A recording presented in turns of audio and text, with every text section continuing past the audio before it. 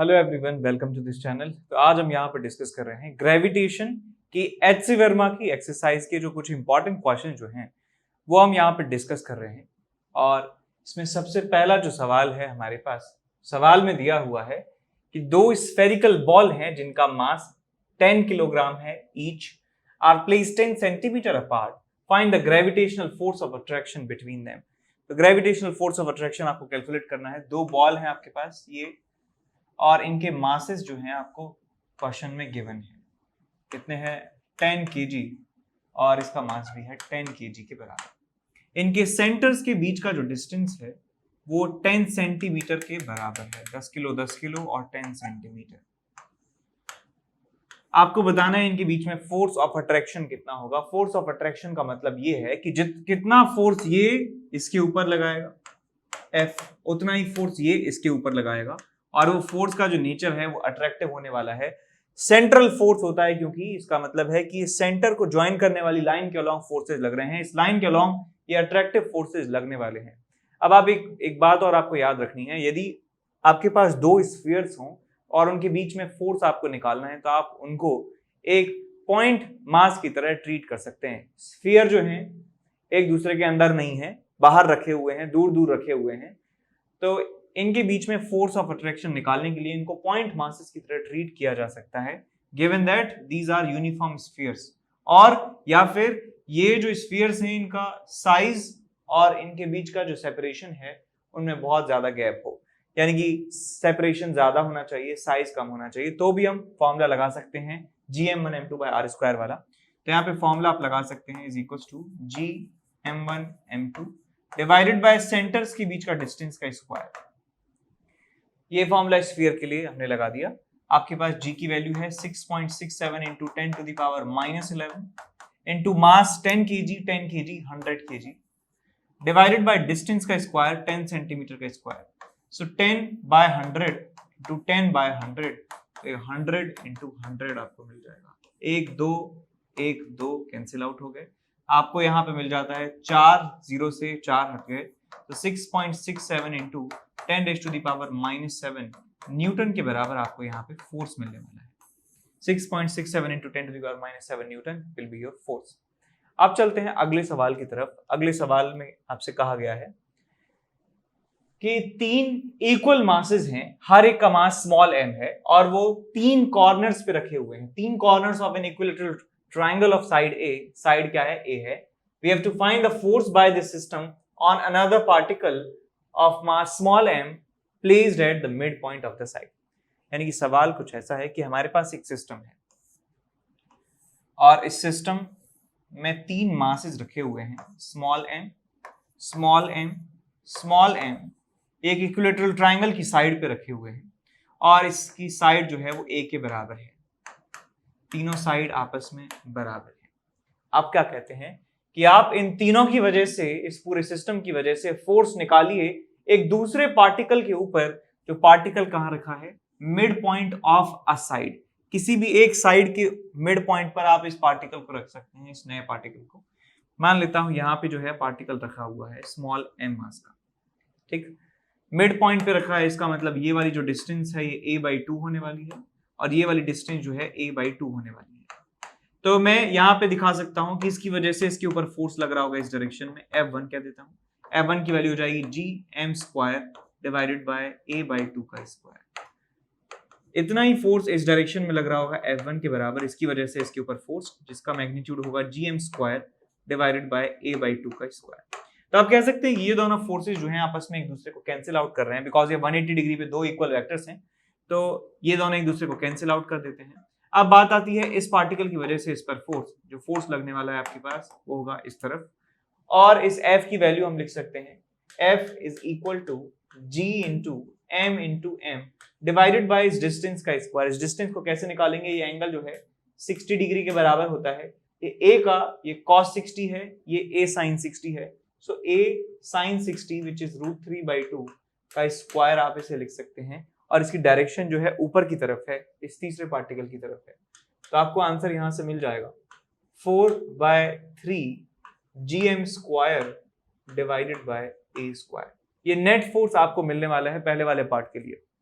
अब दूसरे पार्ट में कहा है यदि ये चौथा जो पार्टिकल है जो यहाँ पे हमने माना था, ये यदि सेंटर में आ जाए, ट्राइंगल के सेंटर पर आ जाए, तो कितना फोर्स इसके ऊपर लगने वाला है। तो इस सवाल को भी सॉल्व कर लेते हैं। तो हमारे पास एक ट्राइंगल है और इस ट्राइंगल के तीनों कोनों पर एक एक मास पार्टिकल रखा हुआ है, M M and M. Triangle के सेंटर पे, इक्विलेटरल ट्राइंगल है तो सेंट्रोइड, सर्कमसेंटर, सारे सेंटर जो हैं वो एक ही पॉइंट पर लाई करने वाले हैं। तो ये जो डिस्टेंस है वर्टाइसेस से, ये आप कैलकुलेट कर सकते हैं बड़ी आसानी से। मैं इसको मान लेता हूँ स्मॉल r के बराबर। कैसे कैलकुलेट करेंगे? ये एंगल है 30, ये एंगल कितना है, ये साइड कितनी है a/2। तो यहाँ पे मैं साइन थीटा का फॉर्मूला लिख सकता हूँ a/2 divided by r is equals to sine 30 which is 1/2 sine 30, है ना। ठीक, तो ये a/2, ये 60 है, 30 हो जाएगा। यहाँ से यहाँ तक की डिस्टेंस निकालनी है तो r और ये cos 30 होना चाहिए, cos 30 होना चाहिए, sin 30 नहीं होना चाहिए, √3/2। तो आपको यहाँ से ये मिल जाता है कि r की वैल्यू मिल जाएगी a/2 इंटू 2/√3। सो 2 से 2 चला जाएगा, आपके पास मिल जाएगा a/√3 वर्टाइसिस से इस सेंटर की डिस्टेंस है। अब सेंटर पर कोई मैंने पार्टिकल रख दिया है, सेंटर पर मैंने कोई पार्टिकल रख दिया है यहाँ पर। इस पार्टिकल का मास जो है m के बराबर है, तो ये वाला पार्टिकल इस पे फोर्स लगाएगा इस डायरेक्शन में और इसकी वैल्यू होने वाली है gm² डिवाइडेड बाय r²। एक फोर्स इस पार्टिकल की वजह से यहाँ पे लगेगा जिसका मैग्नीट्यूड होगा gm² बाय r²। एक फोर्स लगेगा इस पार्टिकल की वजह से यहाँ पर, that is gm² bye r²।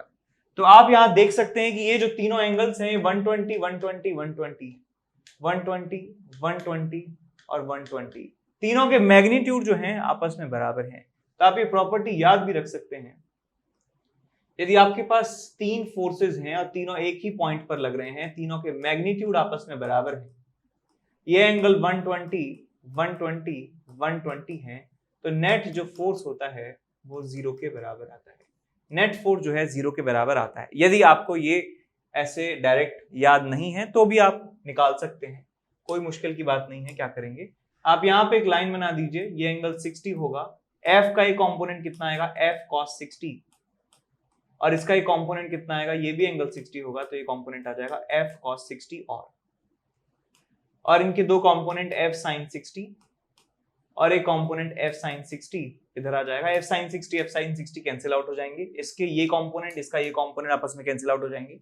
इन दोनों के जो है वर्टिकल कंपोनेंट्स हैं ये आपस में जुड़ जाएंगे और f cos 60 का मतलब है f/2 प्लस f/2 f। तो एक फोर्स नीचे की तरफ f लग रहा है और एक फोर्स ऊपर की तरफ f लग रहा है, तो ये दोनों आपस में एक दूसरे को कैंसिल आउट कर देंगे, तो हमारे पास नेट फोर्स बन जाएगा 0 के बराबर। तो सेकंड वाले पार्ट का आंसर है 0। ठीक है, तो सेंटर पे यदि चार्ज पार्टिकल रख देंगे इक्विलेटरल ट्रायंगल से, तो हमारा जो नेट फोर्स होगा उनके बीच में, that will be equal to 0। अब यहाँ पे एक रिजल्ट और याद रखना है, यदि आपके पास कोई ऐसा स्ट्रक्चर है जो सिमेट्रिक है, सिमेट्रिक आपके पास एक स्ट्रक्चर है, या कह सकते हैं कि आपके पास एक रेगुलर पॉलीगन है, रेगुलर पॉलीगन, ठीक, रेगुलर पॉलीगन है, ट्राइंगल हो सकता है और एक स्क्वायर हो सकता है, रेगुलर पेंटागन, रेगुलर हेक्सागन, ठीक है, और उसके सारे जितने भी वर्टाइसेस हैं उन सब पे मास पार्टिकल्स रखे हैं, m ईच वर्टेक्स, हर एक वर्टेक्स पे m मास का पार्टिकल रखा है। तो उस स्ट्रक्चर का, उस पॉलीगन का जो ज्योमेट्रिकल सेंटर होगा, वहां पे नेट जो ग्रेविटेशनल फील्ड है 0 के बराबर होगा। Net field, net gravitational field या net electric field is equal to 0 at their centre. उनका जो सेंटर है वहां पे ग्रेविटेशनल फील्ड 0 होगा। ग्रेविटेशनल फील्ड 0 का मतलब है कि यदि वहां पे कोई दूसरा चार्ज पार्टिकल रखा जाता है, दूसरा चार्ज पार्टिकल रखा जाता है, दूसरा मास पार्टिकल रखा जाता है, तो उस पर 0 फोर्स लगता है, उस पर कोई भी फोर्स नहीं लगता है। तो इस सवाल की जगह ऐसा भी हो सकता था कि एक स्क्वायर है, स्क्वायर के 4 वर्टाइसेस पे मास पार्टिकल्स रखे हुए हैं, और बताइए कि सेंटर पर रखा हुआ मास पार्टिकल जो है उस पे फोर्स कितना लगेगा। तो हमारा आंसर जो है 0 के बराबर आ जाएगा। ऑब्जेक्टिव क्वेश्चन है, बहुत सारा समय आपका बचने वाला है, ठीक है। कह देंगे यार ये रेगुलर पॉलीगन है, इसके जितने भी वर्टाइसेस हैं सब पे इक्वल मास पार्टिकल्स रखे हुए हैं, तो उनकी वजह से सेंटर पर जो नेट ग्रेविटेशनल फील्ड है that will be equal to 0। तो ये बात याद रखें। आगे चलते हैं नेक्स्ट सवाल की तरफ। क्वेश्चन नंबर 4 है हमारे पास। तीन यूनिफॉर्म स्फीयर हैं और उनका मास कैपिटल M है हर एक का, रेडियस उनका A है, और उनको इस तरीके से रखा जाता है कि वो कोई भी एक स्फीयर टच करता है बाकी दोनों को, यानी कि तीनों आपस में एक दूसरे को टच करते हैं, कोई भी एक बाकी दोनों को टच करता है हमेशा। You have to find the magnitude of gravitational force on any of the sphere due to the other two. तो हमें किसी भी एक स्फीयर पर लगने वाले नेट फोर्स के बारे में बताना है। तो सिचुएशन कुछ ऐसी है कि तीन स्फीयर्स हैं और कोई भी एक स्फीयर एक दूसरे को टच करता है, कुछ इस तरह का सिचुएशन है। यहाँ पे इस तरीके से रखे हुए हैं, यहाँ पे दिया होना चाहिए था कि इन तीनों के जो सेंटर हैं वो एक ही प्लेन में लाई कर रहे हैं, तीनों के सेंटर एक ही प्लेन में लाई कर रहे हैं। इसका मतलब ये इस तरीके से हमने स्ट्रक्चर बना दिया। अब हम जानते हैं ये बात, यदि स्फीयर्स जो हैं उनके बीच में आपको फोर्स निकालना है तो आप इनको एक मास पार्टिकल की तरह ट्रीट कर सकते हैं। तो आप इस पूरे सिस्टम को ट्रीट कर सकते हैं mass particles placed at their centre, इन स्फीयर की वजह से फोर्स निकालने के लिए, ठीक है। तो इस स्फीयर को मैं रिप्लेस कर सकता हूं इस पार्टिकल से जिसका मास है कैपिटल M के बराबर। यहाँ पे मैं इसको एक पार्टिकल की तरह ट्रीट कर सकता हूँ और इसको भी एक पार्टिकल की तरह ट्रीट कर सकता हूँ। और आप ध्यान से देखेंगे कि किन्हीं भी दो सेंटर्स के बीच का जो डिस्टेंस है वो 2r के बराबर है। इसके बीच का डिस्टेंस 2r और इसके बीच का डिस्टेंस भी 2r। तो इन सब के बीच का जो डिस्टेंस है वो 2r के बराबर है, 2r 2r 2r। तो किसी भी एक पार्टिकल पर आपको फोर्स निकालना है इन दोनों की वजह से, तो निकाल सकते हैं, कोई मुश्किल की बात नहीं है। यहां देखिए बेटा, ये इसके ऊपर फोर्स लग रहा होगा एक इस पार्टिकल की वजह से यहाँ पे, और इस फोर्स की जो वैल्यू होने वाली है that will be equal to gm² divided by 4r²। इस पार्टिकल के ऊपर इसकी वजह से फोर्स लग रहा होगा इस डायरेक्शन में, that is gm² divided by 4r²। इन दोनों के बीच में जो एंगल है वो कितना है, 60 डिग्री के बराबर है। तो आप यहाँ पे फॉर्मूला लगा सकते हैं, कौन सा, a² + b² + 2ab cos theta, कि वेक्टर्स के रिजल्टेंट का मैग्नीट्यूड का जो फॉर्मूला है आप ये इस्तेमाल कर सकते हैं। हमारे पास दो वेक्टर हैं जिनके मैग्नीट्यूड इतने इतने हैं और उनके बीच का जो एंगल है 60 डिग्री के बराबर है। तो इन दोनों वेक्टर्स के रिजल्टेंट का मैग्नीट्यूड बताइए कितना होगा। तो कोई मुश्किल की बात नहीं है, आप यहाँ बता सकते हैं। gm/4r² को मैं k मान लेता हूँ, so it's k² + k² + 2k × k cos 60। cos 60 कितना होता है, 1/2, 1/2 से 2 चला गया, आपको मिल जाएगा ये √3k। k की वैल्यू कितनी है, gm² डिवाइडेड बाय 4r²।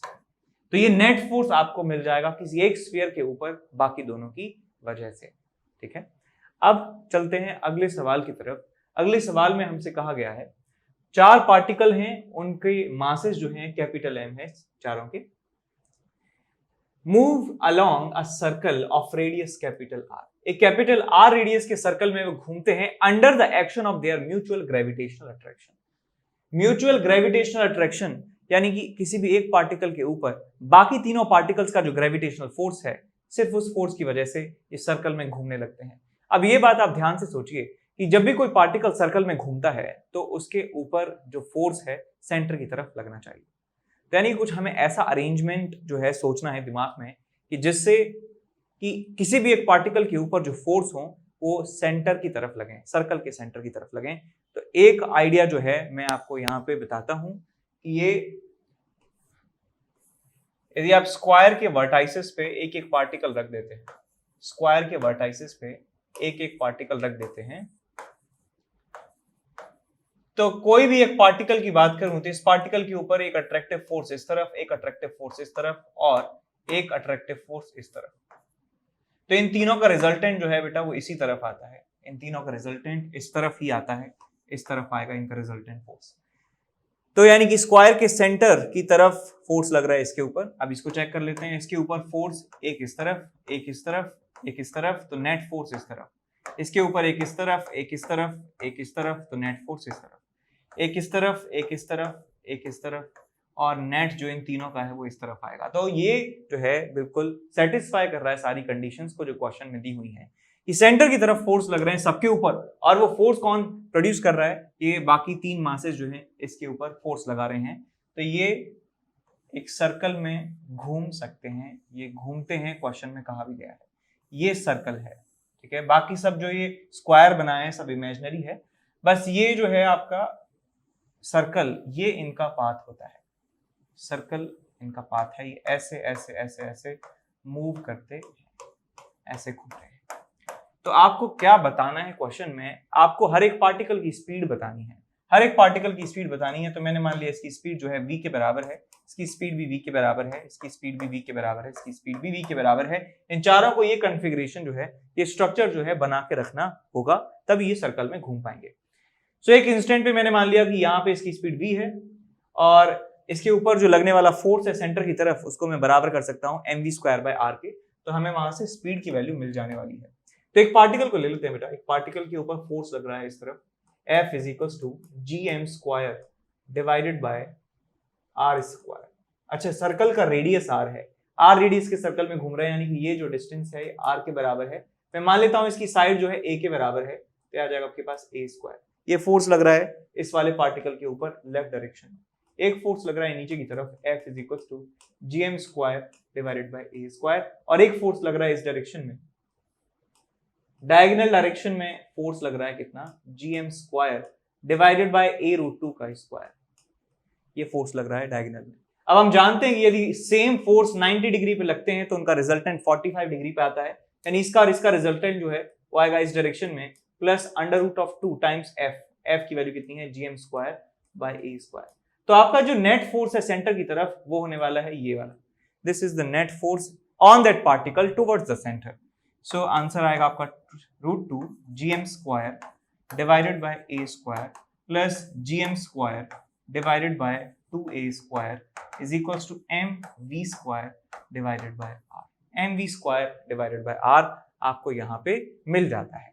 अच्छा, अब a² की जो वैल्यू है r की टर्म्स में आप रख दीजिए। कैसे रखेंगे कि ये आपके पास है r, ये एंगल है 45, तो ये कितना हो जाएगा आपके पास r cos 45, और ये किसके बराबर है आपका a/2 के बराबर। तो यहाँ पे लिख सकता हूँ r/√2 is equals to a/2। तो यहाँ पे a की वैल्यू आपको मिल जाती है √2 × r, a is equals to √2 × r। ये गया √2 टाइम्स √2, यहाँ चला गया √2 r के बराबर। ये वैल्यू आप यहाँ पे रख दीजिए। देखिए आपको क्या मिलता है, √2 और gm² divided by a² which is 2r² plus gm² divided by 4a² is equals 4r² is equals to mv² by r। एक r जो है कैंसिल आउट हो गया, और एक √2 से एक √2 बचा है आपके पास। तो आपको यहाँ पे जो है प्रॉपर रिजल्ट आपको मिलने वाला है। gm² बाय r को कॉमन ले लेंगे, gm² बाय r आप कॉमन ले लेते हैं तो आपको मिलता है 1/√2 plus 1/4 is equals to mv²।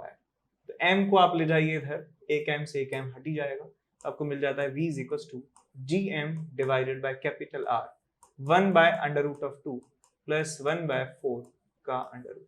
तो ये स्पीड आपको हर एक पार्टिकल की मिल जाने वाली है। ठीक है, अब चलते हैं अगले सवाल की तरफ।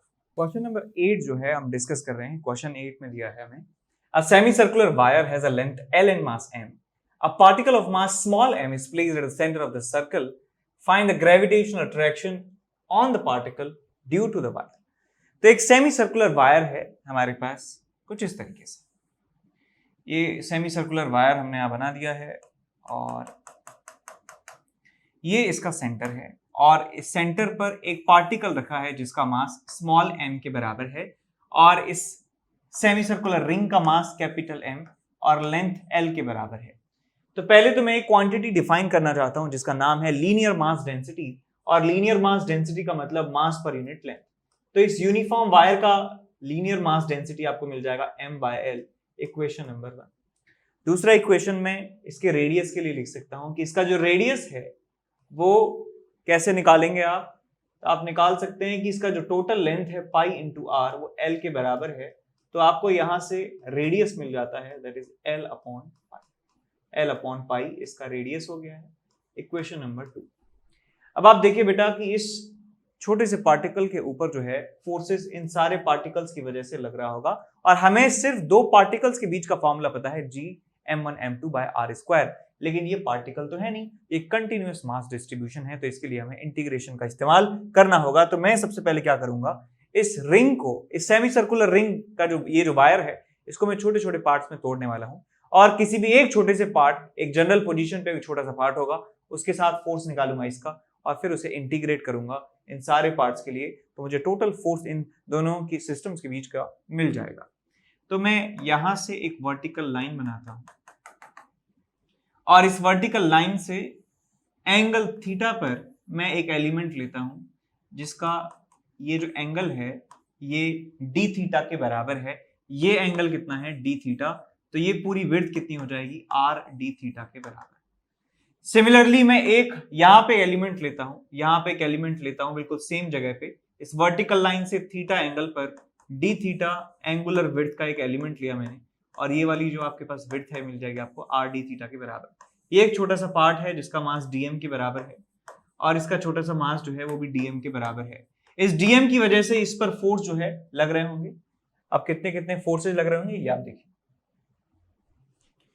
इस छोटे से पार्ट की वजह से इसके ऊपर फोर्स लग रहा होगा छोटा सा, जिसकी वैल्यू होगी dF is equals to, dF के बराबर मान लेते हैं, और इस पार्टिकल की वजह से इस पर फोर्स लग रहा होगा dF के बराबर। इधर dF के दो कंपोनेंट्स करिए, इधर आएगा dF sin थीटा,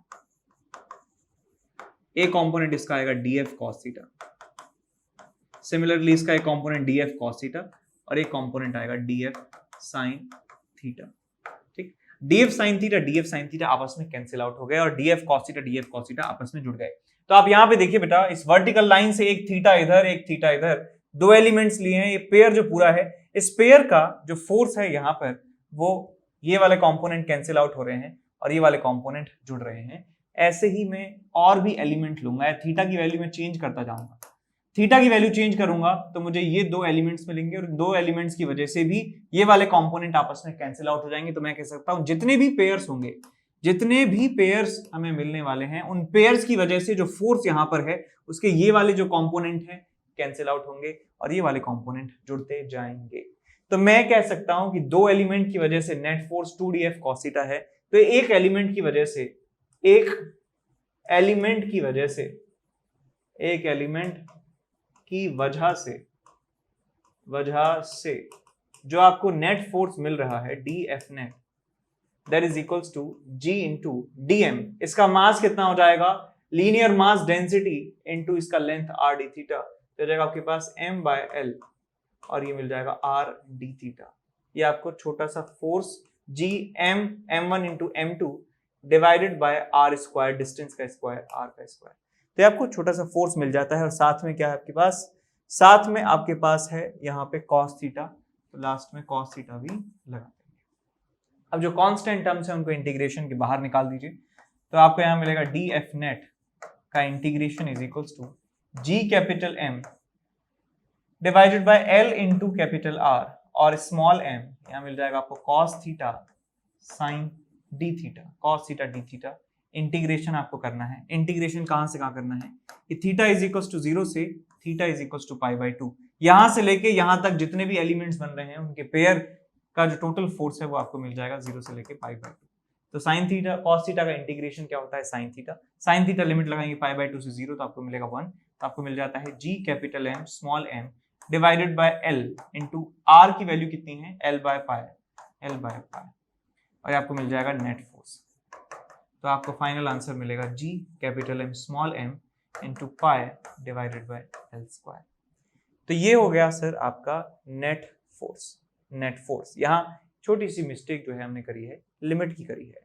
जब हम यहाँ पे एक एलिमेंट का फोर्स ले रहे हैं तो मुझे यहां से लेके यहां तक का जो लिमिट है लगाना चाहिए, मुझे -90 से +90 का जो लिमिट है लगाना चाहिए था, -π/2 से π/2, तो यहाँ पे एक 2 का फैक्टर भी आएगा।